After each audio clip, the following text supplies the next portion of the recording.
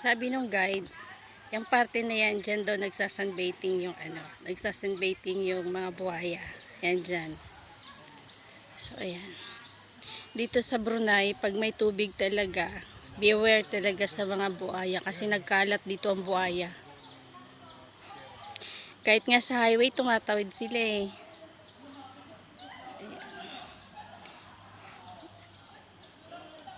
Yan yung starting ng hanging bridge. Punta doon. Ayan.